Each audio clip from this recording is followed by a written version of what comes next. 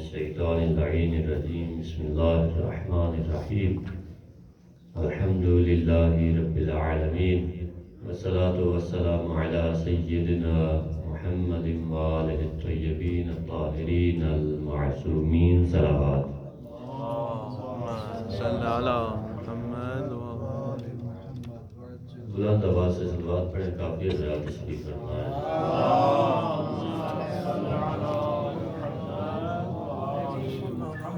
اما بعد فقد قال امیر المؤمنین للحشام فی نهج البلاغہ یا امام اتق اللہ واحسن فإن اللہ مع الذین اتقوا والذین هم محسنون صلوات۔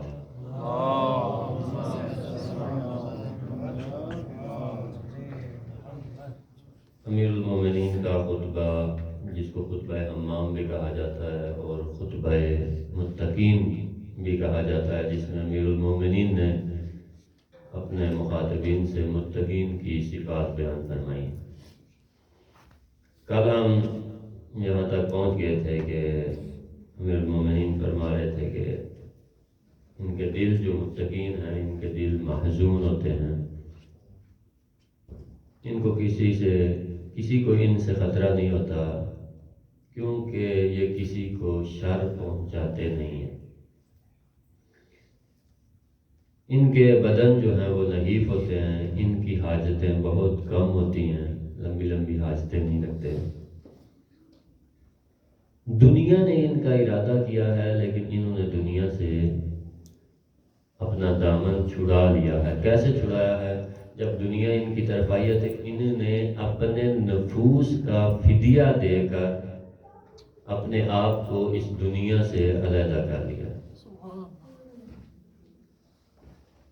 آج دیکھیں امیر المومنین جو ہے وہ کیا فرما رہے ہیں، امام فرما رہے ہیں اما اللیلہ۔ دیکھیں امیر المومنین متقین کی کیا صفات بیان کر رہے ہیں۔ اما اللیلہ فصافون اقدامہم۔ جب رات ہوتی ہے تو کیا کہتے ہیں؟ جب رات ہوتی ہے تو یہ موبائلوں پہ نہیں لگے رہتے ہیں۔ کیا کرتے ہیں؟ یعنی لغویات میں نہیں ہوتے ہیں۔ کیا کہتے ہیں؟ اما اللیلہ فصافون اقدامہم، اپنے قدموں کے اوپر کھڑے ہو جاتے ہیں خدا کی عبادت کے لیے۔ رات ہوتی ہے تو اپنے قدموں پر خدا کی عبادت کے لیے کھڑے ہو جاتے ہیں۔ تعلین کرتے کیا ہیں عبادت کے کھڑے ہو کر؟ تعلین لاجزاء القرآن یرتلونہ ترتیلا، قرآن کے اجزاء کی تلاوت کرتے ہیں اور اسے ٹھہر ٹھہر کر قیام میں پڑھتے ہیں۔ کس کی علامات ہیں؟ متقین کی علامات ہیں۔ رات کو کھڑے ہوتے ہیں خدا کی عبادت کے لیے اور قرآن کے اجزاء کو پڑھتے ہیں اور ٹھہر ٹھہر کر پڑھتے ہیں۔ یحزنون، اور اس سے کرتے کیا ہیں؟ یہ قرآن کی آیات کو پڑھ کے کرتے کیا ہیں؟ یحزنون بہی انفسہم، اپنے نفوس کو غمگین رکھتے ہیں۔ اپنے نفس کو کبھی بھی، متقی وہ ہے، مومن وہ ہے، امیر المومنین کا ماننے والا وہ ہے، کبھی بھی اپنے نفس کو خوش نہیں ہونے دیتا کسی بھی چیز سے۔ حتیٰ کہ علماء قدیم کے بارے میں تو آپ بہتر جانتے ہیں کہ جو عرفاء تھے وہ کیا کرتے تھے، حتیٰ کہ بہت اگر خوش مزہ غذا ان کے سامنے آ جاتی تھی تو کیا کر دیتے تھے؟ یا اس میں پانی ڈال دیتے تھے یا اس میں نمک ڈال دیتے تھے۔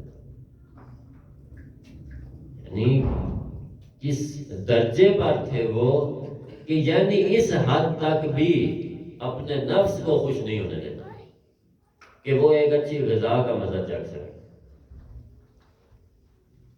سے کیا کرتے ہیں؟ قرآن کی تلاوت سے جو ٹھہر ٹھہر کر قیام میں پڑھتے ہیں، کیا کرتے ہیں؟ یحزنون بہی انفسہم، اپنے نفوس کو محزون اور غمگین رکھتے ہیں۔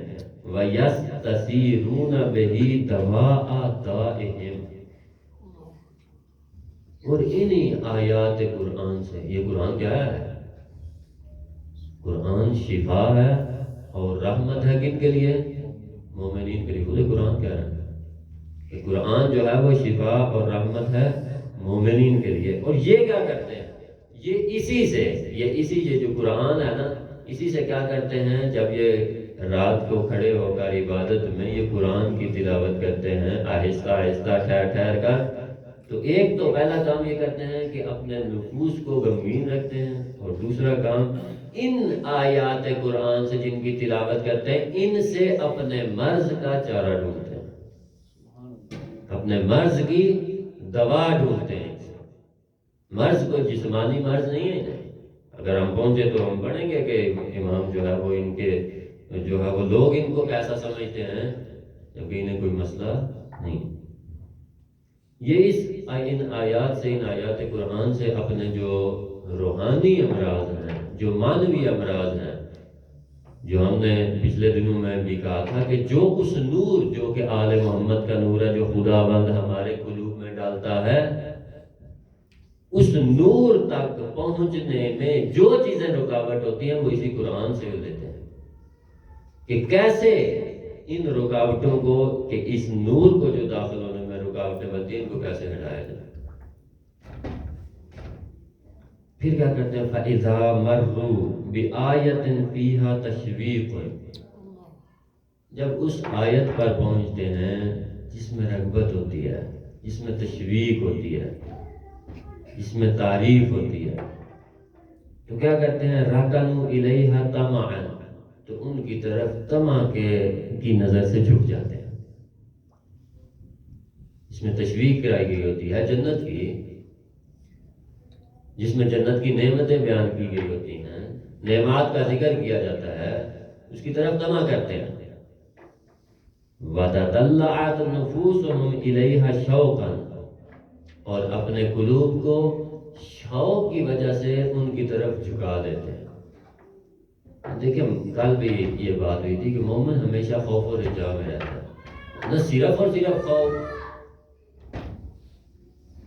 جسے پنجابی میں کیا کہتے ہیں کہ جنت تک ڈنڈا لا کے نہیں کھلوتا ہے، نہ صرف اور صرف خوف اور نہ صرف اور صرف رجا، یعنی خوف و امید کے درمیان میں رہتا ہے مومن۔ وَظَنُّوا، اور کیا گمان کرتے ہیں یہ جب یہ ان آیات کی طرف جن میں ترغیب اور تشویق ہوتی ہے، وَظَنُّوا أَنَّهَا نُصْبُ أَعْيُنِهِمْ، اور یہ خیال کرتے ہیں کہ یہ ان جنت کے پرکیف نظاروں کو اپنی آنکھوں سے دیکھ رہے ہیں۔ یعنی مومن اس کمال تک پہنچ جائے کہ انسان جب جنت کی نعمتوں کی بات ہو رہی ہو تو اسے ایسے محسوس ہو کہ یہ نعمتیں میرے سامنے موجود ہیں۔ وَإِذَا مَرُّوا بِآیَةٍ فِيهَا تَخْوِیفٌ، توجہ کیجئے گا، صرف امید نہیں ہے بلکہ خوف بھی اسی طرح ہے۔ کیا کہتے ہیں کہ جب یہ کسی ایسی آیت تک پہنچتے ہیں جس میں خوف ہو، جس میں ڈرایا گیا ہو، تو کیا ہوتے ہیں، أَصْغَوْا إِلَيْهَا مَسَامِعَ قُلُوبِهِمْ، تو اپنے دل کے کانوں کو ان کی طرف جھکا دیتے ہیں، اپنے دل کے کانوں کو ان کی طرف لگا دیتے ہیں کہ یہ آیت میں خدا بند متعال جو ڈرا رہا ہے، اپنے دل کو ڈراتے ہیں کہ یہ سن لے، ان آیات کو سن لے کہ کل کو قیامت والے دن تیرا یہ والا حال نہ ہو۔ وَظَنُّوا أَنَّ زَفِيرَ جَهَنَّمَ وَشَهِيقَهَا فِي أُصُولِ آذَانِهِمْ، اور کیا گمان کرتے ہیں، جب یہ امید والی آیت اور شوق والی آیت پڑھتے تھے تو ایسے یہ جنت کے پرکیف نظاروں کو دیکھ رہے ہیں اپنی آنکھوں سے، اور جب یہ خوف اور ڈرائی گیا ہے جن آیات میں، جب ان کو پڑھتے ہیں تو کیا کرتے ہیں، اپنے قلوب کو اور اپنے کانوں کو ایسے محسوس کرتے ہیں کہ جیسے یہ جہنم کے شعلوں کی بڑبڑاہٹ کو سن رہے ہیں۔ آپ نے شعلے دیکھے ہیں، ان کی آواز بھی سنی ہے۔ یہ کیا سمجھتے ہیں کہ جب ان آیتوں کی جب تلاوت کرتے ہیں تو ایسے سمجھتے ہیں کہ جہنم کے شعلوں کی آواز ان کے کانوں میں آ رہی ہے۔ فَهُمْ حَالُونَ عَلَىٰ أَوْسَاطِهِمْ، امام کیا فرماتے ہیں، انہوں نے اپنی کمروں کو جھکایا ہوا ہے، ان کی کمریں جھکی ہوئی ہیں، یعنی رکوع کی حالت میں جاتے ہیں۔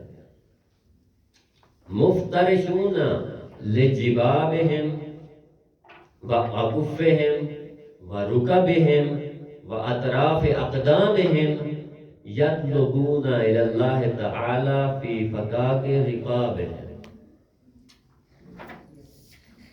امام امیر المومنین ان متقین کی صفات بیان کر رہے ہیں کہ جن کا امام علی ہے. کل بھی کہا تھا امام المتقین ہے امیر المومنین، امام المتقین. اپنی کمروں کو انہوں نے جھکایا ہوا ہے، یعنی رکوع کی حالت میں ہیں اور سجدے میں جاتے ہیں اپنی پیشانیوں، وَأَكُفِّهِمْ اپنی ہتھیلیوں، وَرُكَبِهِمْ اپنے گھٹنوں، وَأَطْرَافِ أَقْدَامِهِمْ اور اپنے پیروں کے کناروں کو کیا کرتے ہیں؟ زمین پر بچھائے ہوئے، مفترشون، زمین پر بچھائے، یعنی سجدے طولانی سجدے کرتے ہیں یہ متقین. چاہتے کیا ہیں؟ یطلبون الی اللہ تعالی فی فکاک رقابہم، صرف اور صرف اللہ سے گلو خلاصی چاہتے ہیں، اللہ سے استغفار کرتے ہیں. اتنے لمبے سجدے کر رہے ہیں، قیام میں کھڑے ہیں، رکوع کر رہے ہیں. کیا چاہتے کیا ہیں؟ فقط اور فقط ایک چیز چاہتے ہیں کہ خدایا تو ہمیں معاف فرما، خدایا تو ہماری ان عبادات کو قبول فرما لے. متقین ہے. وَأَمَّا النَّهَارَ، ہم سب کو دیکھنا خود ہے، مجھے خود دیکھنا ہے کہ میں امیر المومنین کے ان فرامین کے اوپر کتنا عمل کر رہا ہوں، ان میں سے کتنی صفات مجھ میں پائی جاتی ہیں. ہر کسی نے اپنا حساب کرنا. ایسا نہیں ہے کہ وہ جو ہے وہ مولوی نہیں کر رہا ہے تو میں کیوں کروں، فلانا کر رہا ہے تو میں کیوں کروں، یہ اس کی ذمہ داری ہے، یہ کچھ متقی ہے. ایسا نہیں ہے عزیزان محترم. ہر کسی نے اپنی قبر میں جانا، ہر کسی نے اپنی قبر، کوئی کسی دوسرے کی قبر میں نہیں جائے گا سوائے ائمہ طاہرین کے. اور یہ ہماری امید ہے کہ ہم مریں گے تو اہل بیت ہماری قبر میں آئیں گے اور ہماری قلوب خلاصی کروائیں گے. رائے خوشنودی قائم آل محمد صلوات.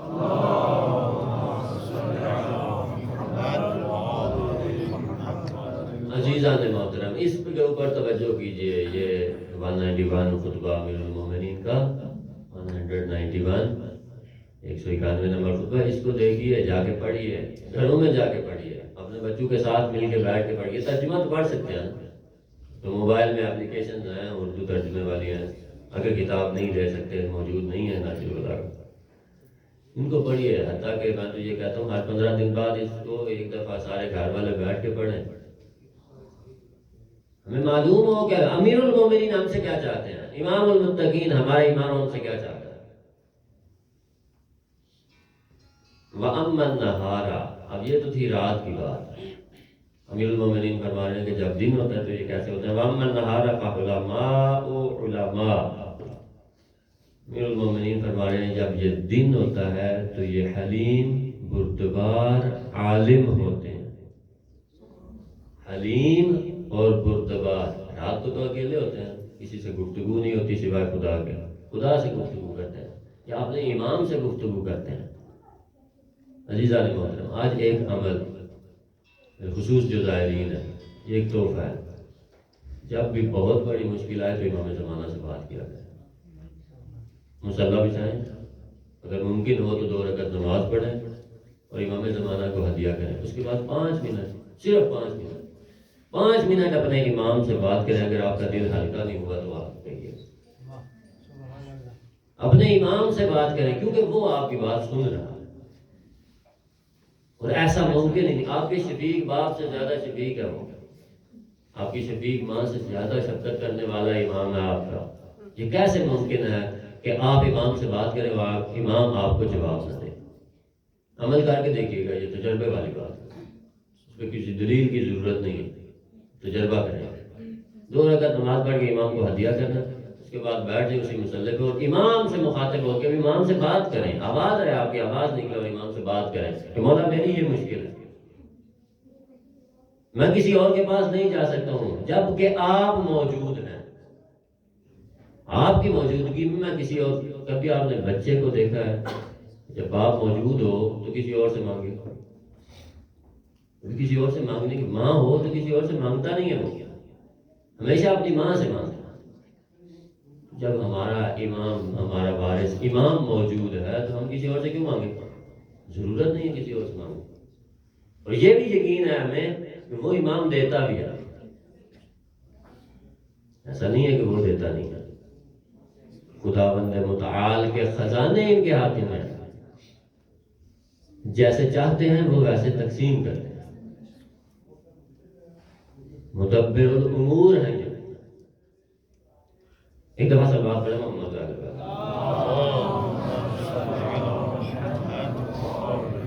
جب دن ہوتا ہے تو یہ حلیم اور بردبار عالم ہوتے ہیں، ابرار اتقیا یہ نیک ہوتے ہیں، نیکوکار ہوتے ہیں اور پرہیزگار نظر آتے ہیں۔ قد براہم الخوف بر یلقدا، امام فرما رہے ہیں کہ خوف نے انہیں تیروں کی طرح لاغر کر دیا، خوف کی وجہ سے یہ تیروں کی طرح لاغر ہو گئے۔ ینظر الیہم الناظر فیحسبہم مرضی، جب دیکھنے والے انہیں دیکھتے ہیں تو کیا سوچتے ہیں؟ یہ سمجھتے ہیں کہ ان کو کوئی بڑی شدید بیماری لاحق ہے، ان کو کوئی بہت بڑی بیماری لاحق ہے۔ وما بالقوم من مرض، لیکن انہیں تو کوئی مرض ہے ہی نہیں۔ امام کیا فرما رہے ہیں؟ جب دیکھنے والے انہیں دیکھتے ہیں تو وہ سمجھتے ہیں کہ انہیں بہت بڑی بیماری ہے، جبکہ انہیں کوئی بیماری نہیں ہوتی۔ وَيَقُولُ، اور یہ کیا کہتا ہے؟ لَقَدْ خُولِتُوا وَلَقَدْ خَالَطَهُمْ أَمْرٌ عَظِيمٌ، کہ وہ کیا کہتا ہے؟ جو دیکھنے والا کہتا ہے ان کو، وہ کہتا ہے کہ ان کی عقلوں میں فطور ہے، ان کو کوئی مسئلہ ہے۔ جب ان کی باتوں کو سنتا ہے، جب یہ بات کرتے ہیں تو ان کی باتوں کو سنتا ہے تو کیا کہتا ہے سننے والا؟ وہ کہتا ہے کہ ان کی عقلوں میں فطور ہے۔ لَقَدْ خُولِتُوا وَلَقَدْ خَالَطَهُمْ أَمْرٌ عَظِيمٌ، امیر المومنین فرما رہے ہیں کہ ان کی عقلوں میں کوئی فطور نہیں ہوتا، بلکہ انہیں تو کسی اور چیز کا ہی خطرہ لاحق ہوتا ہے۔ کیا؟ لا يرضون من اعمالهم القلیل، اپنے کم اعمال کے اوپر راضی نہیں ہوتے۔ یہ اپنے بہت بڑے اعمال کو بھی بہت کم سمجھتے ہیں۔ متقی کی علامت یہ ہے، اپنے بہت بڑے عمل کو بھی بہت کم سمجھتا ہے، اس پہ راضی نہیں ہوتا۔ وَلَا يَسْتَكْثِرُونَ الْكَثِيرَ، اور اپنے زیادہ عمل کو زیادہ نہیں سمجھتا۔ جب فقط 2 رکعت نماز، مثلاً جب فقط 2 رکعت نماز پڑھتا ہے کہتا ہے یہ تو بہت ہی کم ہے۔ جب بہت بڑا عمل انجام دیتا ہے تو اس کو بڑا نہیں سمجھتا۔ فَهُمْ لِأَنفُسِهِمْ مُتَّهِمُونَ، بہت بڑا جملہ ہے یہ، ہمارے لیے بہت بڑا درس ہے کہ ہمیشہ اپنے نفس کو اتہام اور متہم کرتا ہے، اپنے نفس کی سرزنش کرتا ہے۔ اگر کسی سے کوئی بات ہو جاتی ہے تو خود کو جو ہے وہ متہم کرتا ہے، اپنے آپ سے گلہ کرتا ہے کہ تو نے یہ بات کیوں کی ہے، دوسروں کو متہم نہیں کرتا۔ فَهُمْ لِأَنفُسِهِمْ مُتَّهِمُونَ، اپنے نفسوں پر فقط الزام ٹھہراتے ہیں۔ وَمِنْ أَعْمَالِهِمْ مُشْفِقُونَ، اور اپنے اعمال سے ہمیشہ خوف زدہ رہتے ہیں، ہمیشہ خوف زدہ رہتے ہیں۔ یہ صفت کی بہت بڑی جو ہے وہ وجہ بتائے کیا ہے؟ ایک وجہ یہ ہے کہ جب انسان اپنے اعمال سے خوف زدہ رہتا ہے تو کبھی بھی تکبر نہیں کرتا ہے اپنے اعمال میں، کبھی بھی وہ اپنے عمل کو بڑا نہیں سمجھتا ہے، کبھی بھی تکبر نہیں کرتا ہے۔ جیسے ہی تکبر کرتا ہے، جیسے شیطان نے کیا، اس نے کیا اپنے عمل کو بہت بڑا سمجھا ہے، اپنی ذات کو بڑا سمجھنے لگا ہے۔ اسی لیے تو اس نے، مولانا بادامی صاحب نے بھی اس کے اوپر بحث بھی کی ہے پچھلے جلسات میں، تو اس نے کیوں کیا؟ اس نے کہا کہ میں اس سے افضل ہوں، تو نے مجھے نار سے خلق کیا، اس کو مٹی سے بنایا، لہٰذا میں اس سے افضل ہوں۔ یعنی اپنی ذات میں ایک ایسی چیز کو تصور کر رہا ہے جو سمجھ رہا ہے، خود ہی سمجھ رہا ہے، اپنے ہی گمان میں سمجھ رہا ہے کہ یہ افضل ہے۔ انسان تکبر سے جب تک اپنے اعمال سے خوف زدہ رہتا ہے تو کیا ہوتا ہے؟ تکبر سے بچتا ہے. اذا ذکی احدهم خاف مما یقال له، جب ان میں سے کسی ایک کو سراہا جاتا ہے تو کیا کہتے ہیں؟ اسے کہتے ہیں یقول انا اعلم بنفسی من غیری، میں اپنے عمل کو تم سے بہتر جانتا ہوں. جب اس کی تعریفیں کی جاتی ہیں کہ یہ بہت بڑا عابد ہے، یہ بڑی نمازیں پڑھتا ہے، یہ خیرات کرتا ہے، اس نے چیریٹی بنایا ہوا ہے، اس نے یونیورسٹیز بنائی ہوئی ہیں، تو یہ کیا کرتا ہے؟ یہ ان سے کہتا ہے کہ تم سے بہتر میں اپنے عمل کو جانتا ہوں، میں اپنے آپ کو تم سے بہتر جانتا ہوں کہ میرے اندر کیا ہے. وَرَبِّ أَعْلَمُ بِي مِنِّي بِنَفْسِي، اور میرا رب مجھ سے زیادہ میرے نفس کو جانتا ہے کہ میں کیا ہوں. اللہم لا تؤاخذنی بما یقولون، اے اللہ یہ جو کہہ رہے ہیں ان کے اوپر میرا مواخذہ نہ کرنا. وَاجْعَلْنِي أَفْضَلَ مِمَّا يَظُنُّونَ، اور یہ جو گمان کر رہے ہیں مجھے اس سے بہتر بھی بنا. وَاغْفِرْ لِي مَا لَا يَعْلَمُونَ، اور خدایا تو میری ان کوتاہیوں کو بخش دینا جو یہ نہیں جانتے. مَا لَا يَعْلَمُونَ، جو یہ نہیں جانتے. امیر المومنین نے دعائے کمیل میں بھی کیا خوبصورت جملے فرمائے کہ خدایا تو نے میری ان اچھائیوں کو لوگوں میں منتشر کر دیا ہے جو مجھ میں نہیں ہے، اور میری ان برائیوں کو ان سے چھپا لیا جو مجھ میں موجود ہے. یعنی کیسا عظیم خدا. ایک دفعہ صلوات پڑھیں محمد وعلیہ وما علینا الا البلاغ. خداوند بحق محمد وعلیہ بیت محمد ہماری یہ قلیل عبادت اپنی بارگاہ میں قبول و منظور فرما.